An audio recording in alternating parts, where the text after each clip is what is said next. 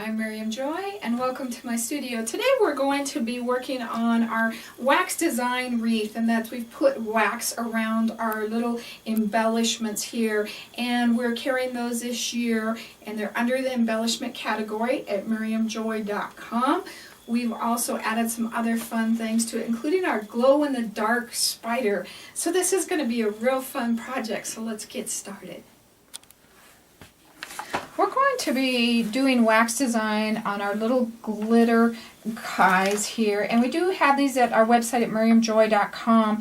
If you know much about my process, you know that you can add wax design to anything that has the glitter on it, and we got these this year and they're really, really cute, and I want to make a nice decoration with them.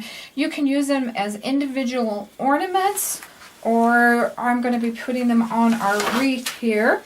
And I decided I'm going to go ahead and show you the skull because I think he would be kind of the hardest to figure out. So I'm going to walk you through him, and then I'll talk you through the others as well. So we're going to be using just black on our skull, and I am using Crayola crayons. And this is a process I refer to as wax design, which I came up with. And we just take them and put them into our low temp melting pot. And I'm not going to go into a lot of detail because that would take a lot of time, so I am giving you a video link that will teach you the basics of the wax design. And then I also have our different tools. So I'm going to start with our tool, and I'm going to be using a number 2 tool, the larger end, and I'm going to be starting on the skull part, or the crossbone part, excuse me, and we have to warm up our tool. It's really, really important. It doesn't take but a few 15-20 seconds to warm up our tool, but to make that process work, that's the most important thing. I'm bringing that straight up out of the wax, and I'm setting it onto the crossbones, and I'm meeting those two tails up to form one tail. And when you're working with the larger end, go across or around the project, not across it. So if you do have a drop, it doesn't land anywhere. And the bigger they are, the more wax you pick up. So the smaller your tool, the less likely it's going to drip. And you can see I'm just kind of making them look like bones here. When you're working with glitter, it doesn't pull as far as some of the other things do. So I'm going to switch here, and that just takes off the color, and I'm going to go to the smaller end now, and I'm going to start around his cheekbones, and I kind of just to divide everything off is how I do it. So I'm going to bring in one down that way, and then I'm going to take the other one up the other direction. And don't think about doing it all at one time. If you don't know what you're doing, just start breaking it down.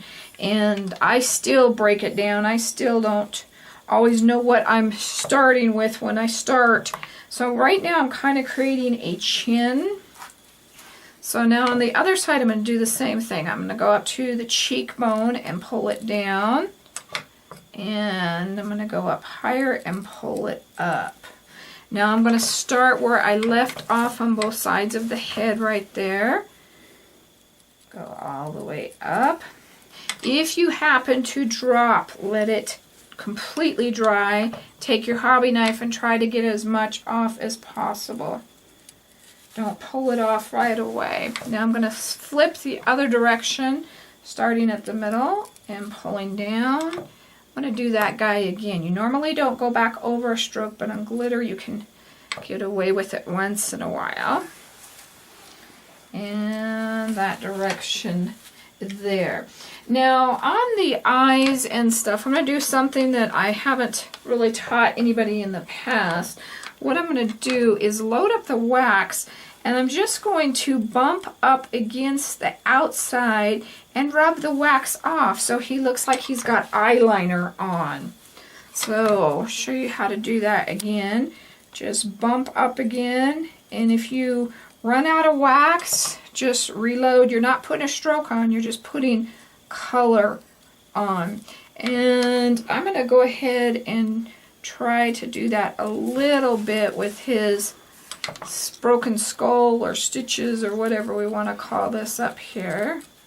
And we're also going to do that with his nose. And that just kind of fills in there. Okay, so I'm going to switch to a smaller tool. I'm probably going to go to my number 1, the smaller end. I do have currently 5 tools now for all different shapes and sizes of strokes. So the first thing I'm going to do is I'm going to start underneath these eyes, and I didn't let that warm up enough. So I'll let that warm up just a little bit longer there. And we'll try that again. So underneath the eye, on that side, and the other side. And then I'm going to go up to the top. I'm going to do the same thing on top. 1, and I'm going to go the other direction there. So I'm going to add some dots between the 2 strokes. And dots really help add to it, clean it up, all the other fun things. So don't be afraid to use the dots. And on this one, I think I'm going to put dots just down one side of that nose. And I'm going to do dots in between those strokes just to connect them a little bit. And what I'm doing is called descending dots. I'm kind of running out of wax. I'm going to do some here. So you're loading, dip, dot, dot, dot, and you're going from bigger to smaller there. Now up on these little head parts here, I just picked one direction and went with the shape of the crack or the stitches or whatever that's supposed to be there. And then I flipped it over and we kind of went the opposite direction this time. Just pulling our stroke.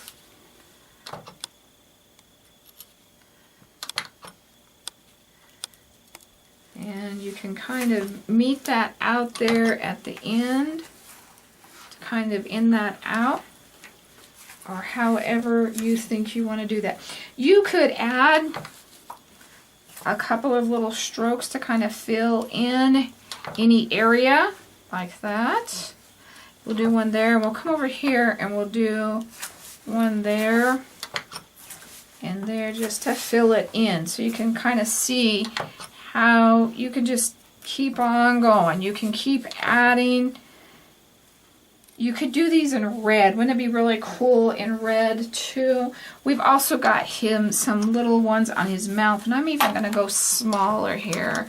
I'm going to go to my 0 tool, and I'm going to pull these guys kind of the same as we did, only on the outside I'm going to pull it out and out. And the middle one I'm just going to kind of bring around. We'll do the same at the bottom.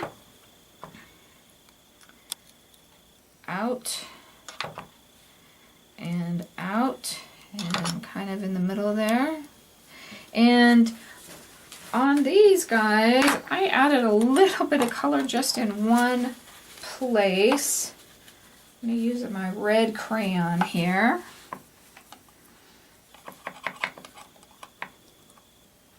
Warm that up just a tad bit. See how wonderful that, from that to that, how wonderful wax is. It still amazes me. So I'm going to do a dip, dip, dot in. we're going to place that spider in there again. I think that really adds to it. And that is our little skull decorated with the wax. Now, on the bat, I started from the points and pulled out. So these two met, and do the same all the way around from here to here, here to here. And then I kind of made almost like a little fleur-de-lis. And I put dots in the middle with a purple with a little bit of white added to it. Remember how we just kind of laid the wax down and went traced around the outside of the openings? Do that again, and don't forget his ears. On the jack-o'-lantern, same thing. I knew the stroke wasn't going to reach all the way, so I divided it in half and did it around the mouth with, actually this is a metallic purple or a glitter purple. I think it is Cyber Grape, and it's got that real cool look to it. And I did around all of the eyes, and then I did a dot in that black on the eyes. I did orange around the outside of the pumpkin, and you could even take a few more. I added yellow dots instead to even make it brighter with some green pulled up for the stem. So just following the outside, kind of breaking it down into strokes and dots is all that you're really going to do. Now the next thing I do is I take these outside and I varnish them really, really well. Or if you're going to keep it outside, you might want to use your triple thick brush on and do 2 or 3 layers. The more you put on, the more it's resistant to sun. And so you have several layers of those, especially if it's something you want to keep for a few holidays. So I'm going to take those outside, varnish those, and then we'll put it all together. Now that we've spray varnished our little guys, you could add a spider on them. You could add the spider on top of both of those guys. That would be really cute, give them a little bit more dimension. Go find a Christmas wreath with the evergreens. You can spray it purple or black. You can find them at the thrift stores. Also, or an old one. Also, they go on sale during Christmas, during the holidays. A size like this, I can usually pick up for $1.99. So watch for those sales. They kind of get you in to do it that period of time. So, and then save them for other holidays. You could spray paint it. Pastels for Easter, or like I said, for Halloween, you've got your purple, your black, or your orange. Just kind of move your branches around and spray in between so you don't end up with any parts that aren't that color. Now, I'm going to really, really stress this point. We have wax on this that will melt. So on this part, we must turn our glue gun down to a low setting. That is really, really important until we get this part done. So I'm going to think about how I want this, and I'm probably going to lay it kind of flat so that I can put it in there. And you also could wire it in if you have a section that you can wire it as well. So like that guy, we're probably going to put there. I'm thinking my skull needs to come around here somewhere. So I'm going to put him right about there. And my little bat guy, isn't he cute? We'll put over there with our bow on top. So now that we've kind of got those where we want them, we're going to come back in with our low temp, and we've got to hurry because we don't have the time that we do with a high temp gun. The glue doesn't stay on as long, but that high temp will melt the wax that you put on top, so that's why it's real important not to do that. So we'll go to this guy now, and trust me, I know by experience.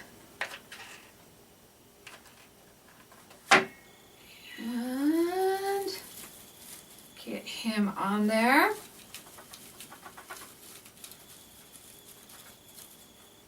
And our little bat, I think if I'm not going to do all the wings way out to the side because they aren't on the wreath itself. Okay, so we've got that going. And I had a spider web I picked up from the dollar store, and I'm going to anchor him on the back. And they have the spider kind of tied on with a silver wire, and I am going to just replace that with a little green wire, and this is floral wire. It's 26 gauge. Before I take that one all the way off, I'm just going to go ahead and put this one on.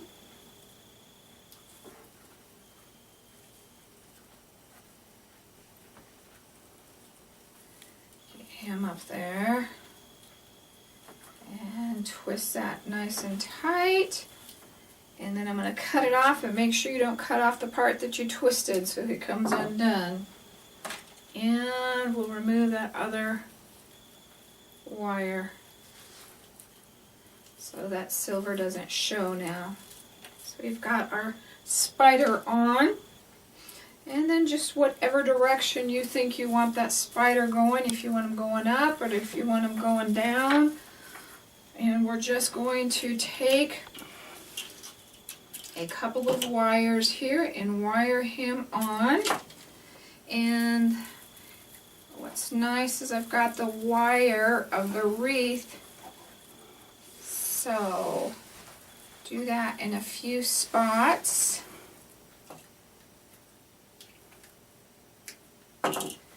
And just for now, I think I'm going to put 3 on just so we can move on. But you may want a few more than that. If you can't get under that ribbon, just tie into one of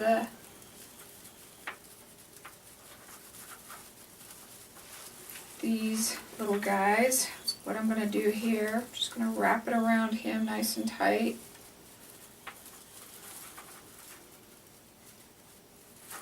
Because when we spray painted him, the paint kind of glued that all together, and that's okay. I like to always tell you I leave things like that in my videos because if it happens to me, chances are it's going to happen to you. So I like to leave my flubs or my oops or why did it do that and show you how to fix it. So that is the reason we do a lot of that.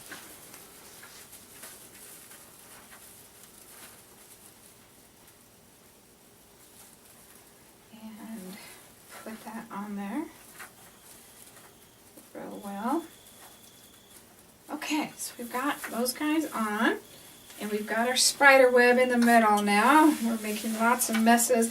I found these really, really cute battery operated spiders at the 99-cent store, and I think they would be perfect for this wreath. The funnest part of these is keeping their little legs untangled. And I just want to run these around this wreath and give it some light. The nice thing is you can hang it in a doorway or anywhere like that without electricity. You're not going to have any cords to worry about. So I'm going to kind of lay him up here, and we're going to put his battery pack under our bow so that you can't see him.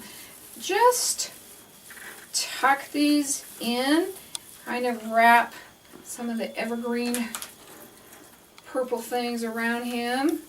You can move your spiders around.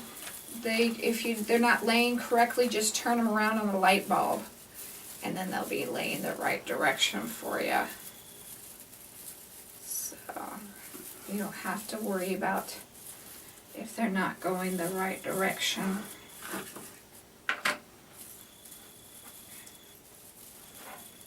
And I imagine there's 10 of them, so let's get 5 on each side.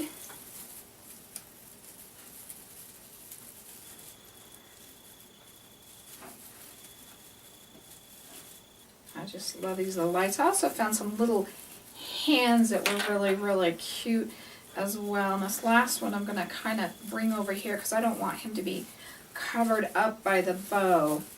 Maybe even move this guy down a little bit. Just attach those wires. So we've got that ready to go. So I'm going to attach my bow. If you don't know how to tie a bow, I have a video on that. I'll put that up for you. And this again, I found the ribbon at the dollar stores, Dollar Tree to be exact, and I love this checkerboard ribbon this year. I thought it was really, really cute. And I'm also kind of tucking my battery pack back there. And just kind of straightening those out. This has got the wire in it. You always want the wire, especially for ones that you're going to use again and again, because you can fluff it back out. And if the paper stuff kind of is not really where you want it, or kind of wrinkled, spray it with water and get those creases out so you can do that. I also found this tubing, mesh tubing at Michael's this year, and I've already used it on the big wreath behind me, and I love this stuff. I waited till it was on sale for 50% off, or go and get your 50% or 40% coupon and buy it, and it lasts a long time. And it just gives everything that pop, that color pop. So I really, really like working with this. I'm just wiring it, making it how long I want that. This is a littler wreath, so I'm making them littler. But you want to leave the wire long enough that we can tuck this in. And just going to wrap it around and tuck it in here and there. All the way around my wreath. And wherever you think it needs that pop of color, I'll probably put one kind of up here. Now I may cut these bows off right there, the legs off right there, so it doesn't cover up my spider. But that is our little Wax Design Halloween wreath, and isn't it fantastic with the little wax and how much that adds to that? That really just gives it that wonderful holiday feel, and just colors it up and adds so much more character to the little pumpkin and skull and bat. So come on over to our website at miriamjoy.com, where you can find those wonderful little creatures and pick them up there for yourself. I hope you have a happy Halloween. God bless.